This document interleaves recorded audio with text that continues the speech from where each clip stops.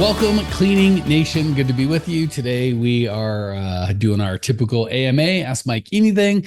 Typically, Lindsay has a theme. Lindsay, are we theming out today or what's shaking? We are theming out. We're back to the themes. Actually, the theme was inspired by last week's Ask Me Anything. And so I want to know what your team troubles are. What problems are you having that we can help with to build your team? So let me find the first question here. It was inspired from Drew last week. He asked, what are some good perks or benefits to offer employees? I love that question. So when I think of perks, I'm looking for high perceived value and obviously actual value and low drag.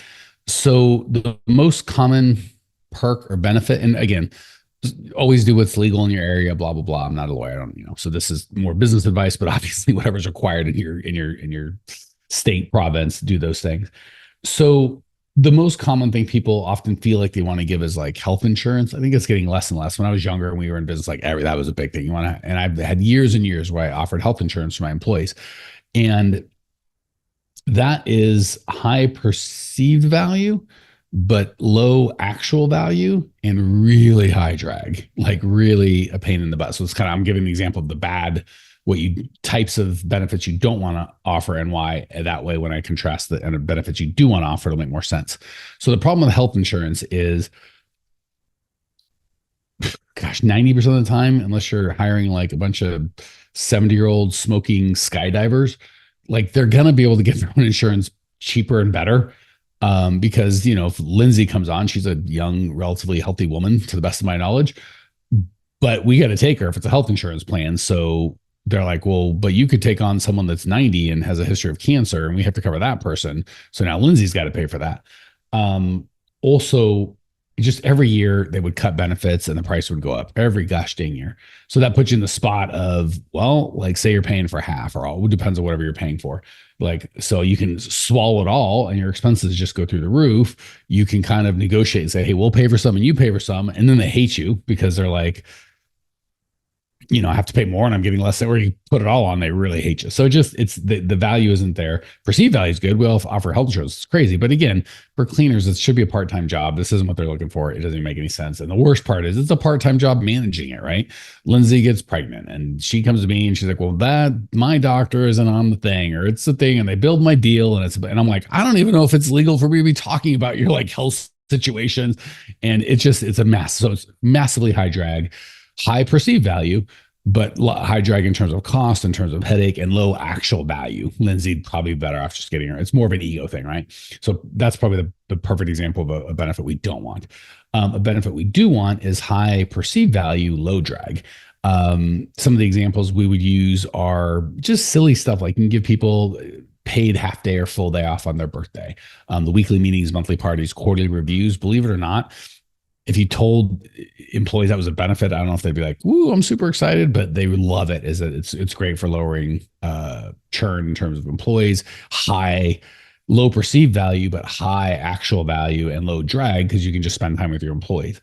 But things like, just to be creative, you can do so weekly meetings, monthly parties, quarterly reviews. We recommend that for everybody, and I absolutely see that as a benefit. In the reviews, we get into pay and all that, and they have an opportunity to make performance-based, raises and all that good stuff. But just for straight up benefits, you can do all sorts of stuff. Parties, when they start, you can do negotiate with a health club. Like, hey, I've got 12 cleaners. Can I just pay like $500 a month and all of my cleaners have a gym membership as long as they're there? And that's high stickiness, right? Because they're like, oh, if I leave, that's what you really want them to say is, oh, if I leave, I'm going to give up X. So say I go to the monthly party with my wife and Lindsay goes with her husband and my wife and Lindsay start hanging out and I kind of get to know Lindsay's husband and we get to be friends.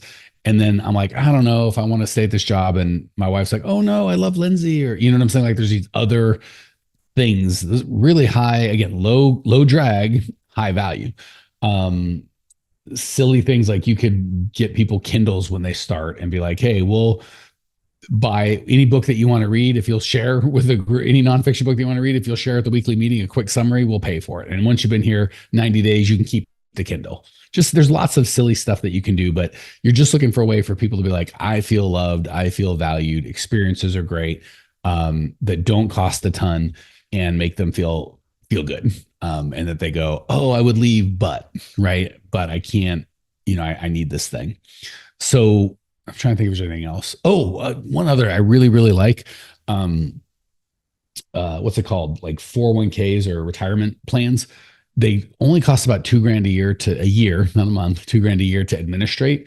And it doesn't matter if you have 100 employees or 2 employees. It's the same. It's very similar in price. So high perceived value. People do feel they'll be with your company 3, 6, 9 months. Like, I got $1,200 saved up in my thing and I don't want to leave, and it's obviously they take it with them. It's not like they have to like retire with you, but it's just a headache. And I love doing matching on that because nobody takes advantage of it. They feel good. And it's just, especially for cleaners and stuff, no one's ever offered them that stuff. So stuff like that, where like $2,000, it's a bit of a, and again, it might be $200 a month. I don't know what it is, but it's reasonably priced if you have more than even 3 or 4, 5 or 6 employees. High perceived value. Like the friends like saying things like, we have a retirement plan and my boss contributes 3%. I put in 3%, he matches at 3%. So another example of high perceived value, high actual value, low drag. So just those are the 3 criterion I would use. And there's a bunch of one example of what we don't want and a bunch of examples of things that do meet that criterion. Love those examples. I really like the Kindle one. That was really creative. I enjoyed Thanks a lot. Whoever asked that, now I'm going to buy Kindles for all the team. Hope you're happy. Right.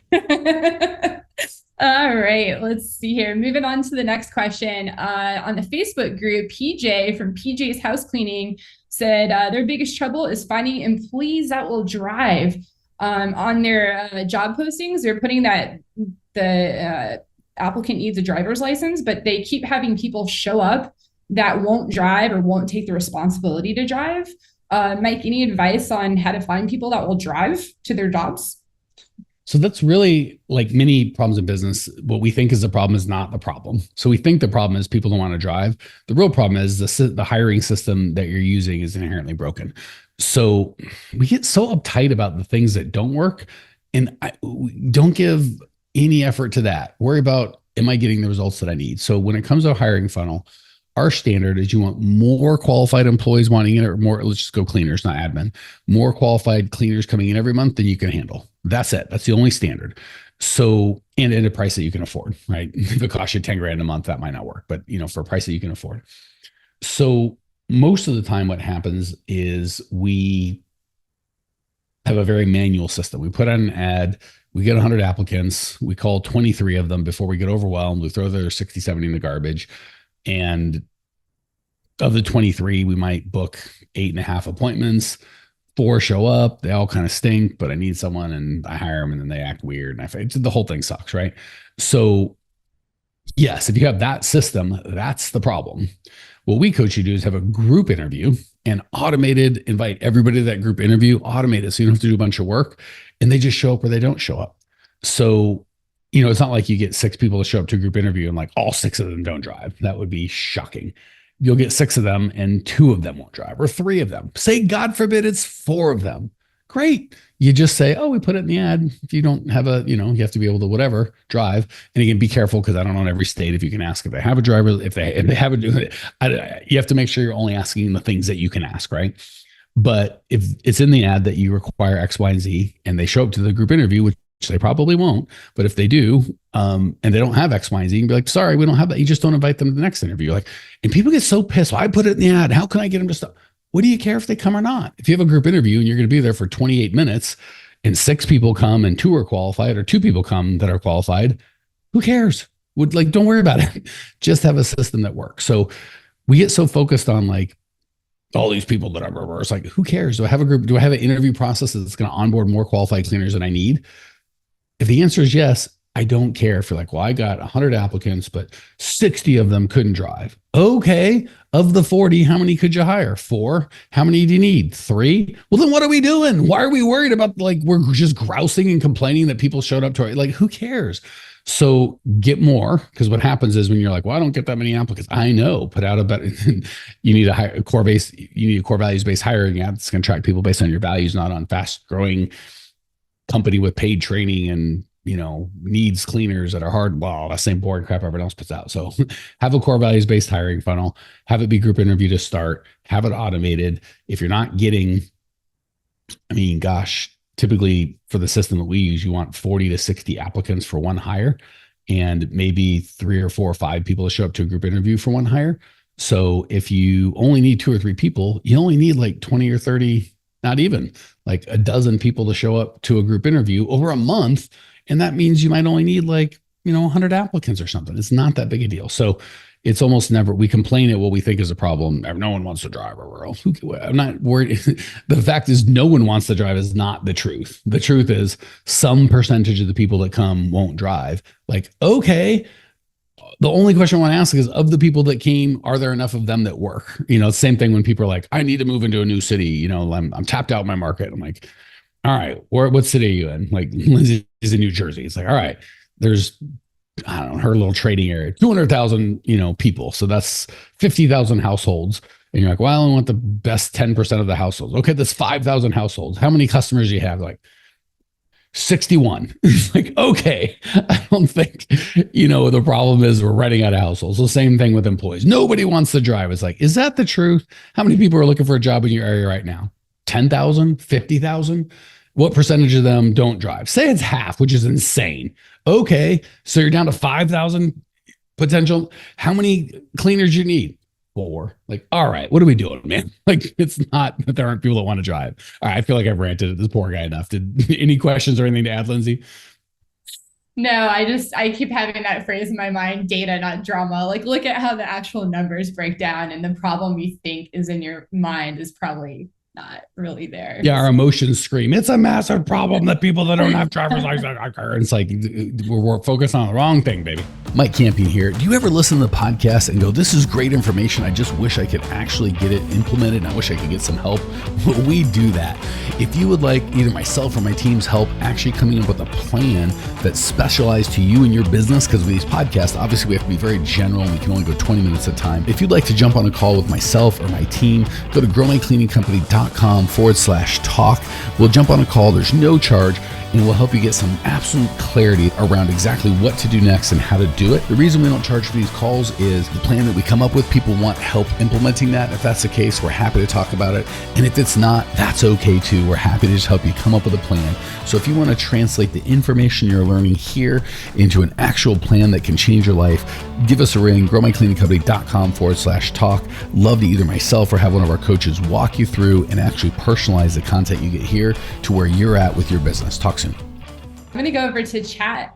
Ben asked a great question. He said, what's better, subcontractors or W-2 employees?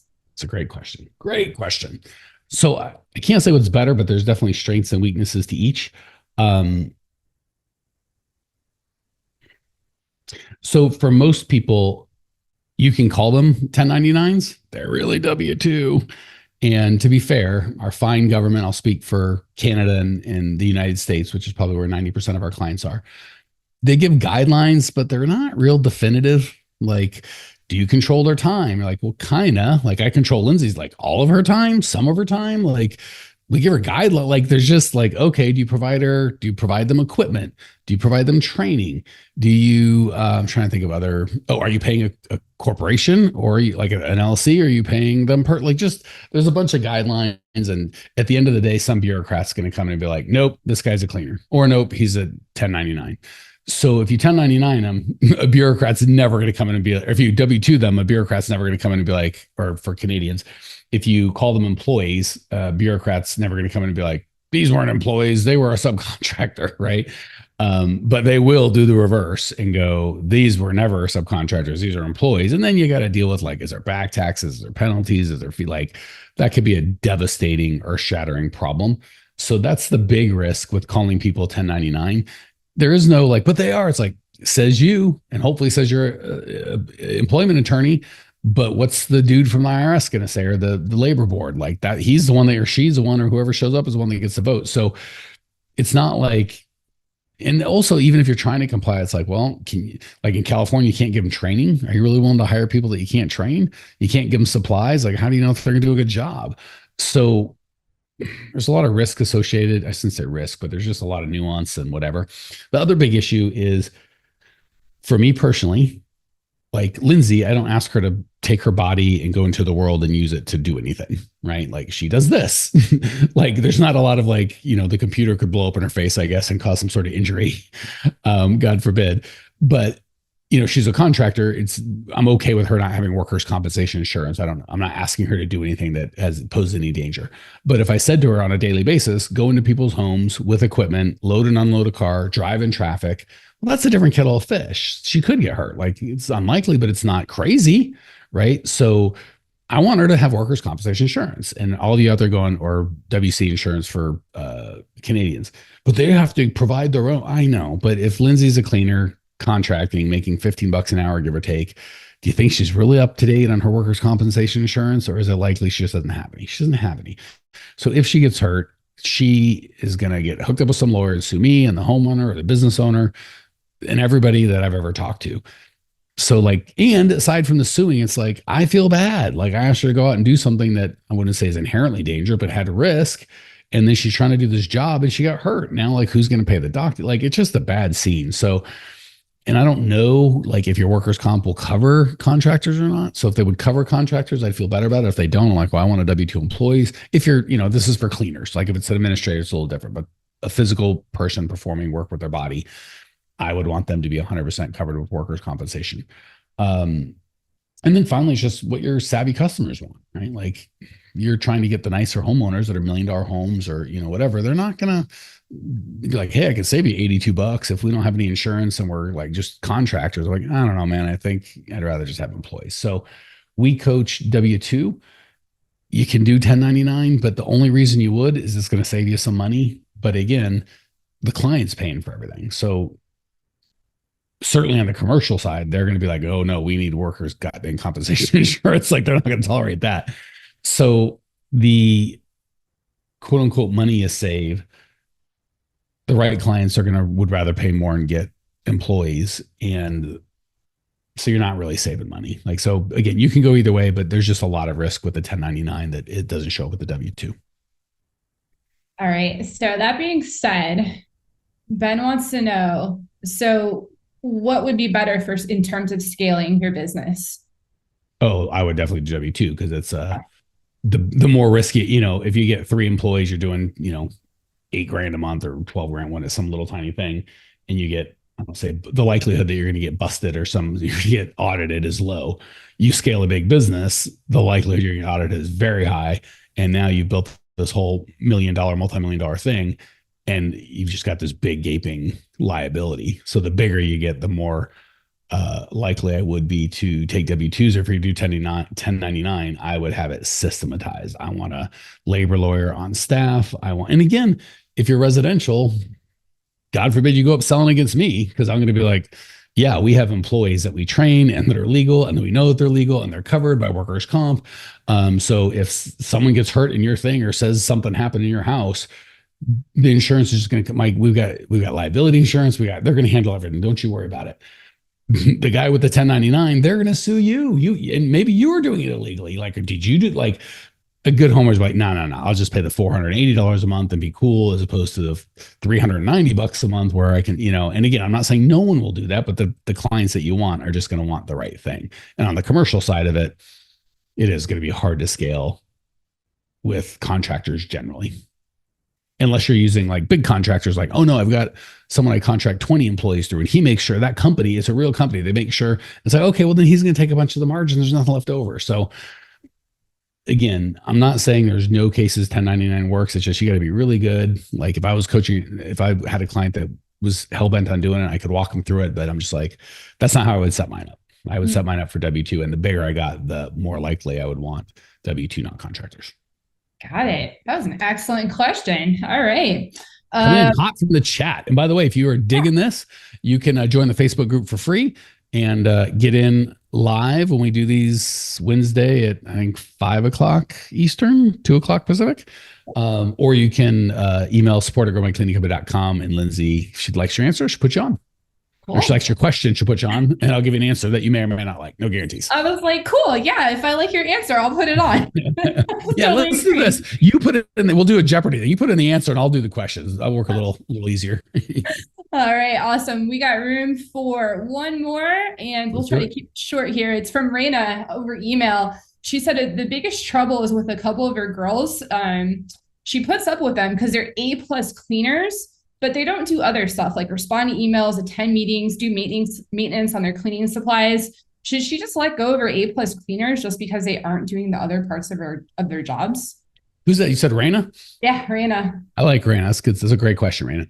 So there's two things I want to say because this is a really excellent, just really an excellent question, Raina.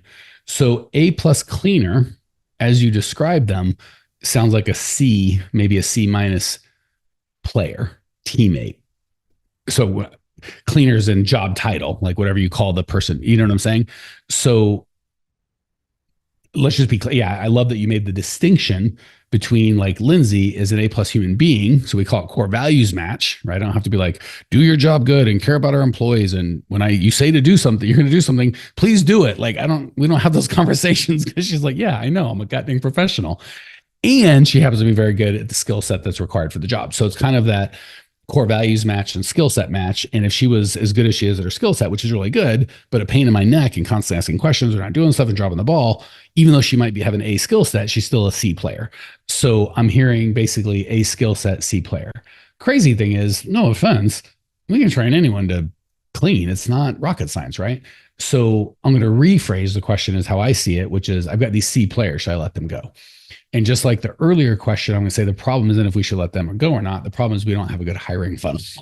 So if we have a good hiring funnel, that, remember, the definition is more qualified people coming in every month than we can hire. If you had more qualified and again, perceived A players, because you can make the argument fairly, how do I know if they're an A player? That work for them. Well, we know these people are C players, right? So if Lindsay's an A applicant, I hire, and if she turns out to be D player, well, I just hire the next A applicant behind her and let the D player go. If she turns out to be an A or a B player, well, then what's called top grading, right? We've traded a C cleaner for a B or an A cleaner. And when I say cleaner, I mean team member, because maybe Lindsay's B's at everything, as opposed to the other guy who's an A and an F or an A and a D who averages out in a C. So to answer your question, yes, I would count more things than just their ability to clean in terms of a team member. And yes, I would let them go, but I would focus more on diluting them out and getting more good A applicants coming in. And because what'll happen is if you're D player, it's almost always an inmate running the asylum kind of a situation. Like, I know you need me more than I need you because I can go get another crappy $15 an hour job tomorrow, but you can't get another crappy $15 an hour cleaner that'll clean good tomorrow. So I'm going to do what I want. And you're going to deal with it. You start getting a hiring funnel and they see group interviews happening twice a week with 10, 20 good applicants a month coming in, their attitude is going to change pretty quick. They all of a sudden chippity chop, bippity bop. Or they get fussy and don't like being threatened that you're going to not let the inmates run the assignment and they leave. Either way, problem solved. So yeah, hopefully that's a good answer. But I would first take off the A cleaner and be like, good, what is a team member? And I'm looking for A players across the board, not just good cleaners that are a pain in my neck. Such a good distinction. All right, Mike, that's all we got time for this week. Fantastic. Lindsay says we're good. We're good. Cleaning Nation. I love doing these Ask Me Anythings. It's a ton of fun. But the problem is it is by definition one to many, right? So like a lot of these, I'm like, whoever's asking the question, I've got 39 questions I would like to ask you back to be able to really give you an in-depth for your situation and so obviously customization and really understanding what you want and being able to ask and answer questions at a deeper level is how we really help people get change. So if and when you get to the point you're like, this generalized information is really good, but I need personalized specific help for me, reach out, mike@growmycleaningcompany.com, shoot me an email, hit us on Instagram, reach out and be like, hey, I love the podcast, but it's super general. I need some specific help. And we can get you connected with myself or one of the coaches and get you the specific help that you need to actually grow. So it's not this just general one-to-many stuff. Hope that helps. See you soon, Clean Nation. Hey, Cleaning Nation, if you dug the content you just got, we don't do any ads and I don't sell anything on this podcast, but if you would just subscribe, rate, and review, it would be huge and I'd be so appreciative. Not only is it going to help me, but you'll help other owners of cleaning companies across the world work less, make more, and get profitable. So if you appreciate the value we give, again, subscribe, rate, and review. It would mean the world to me. I'd really appreciate it. And we sure appreciate your time and attention.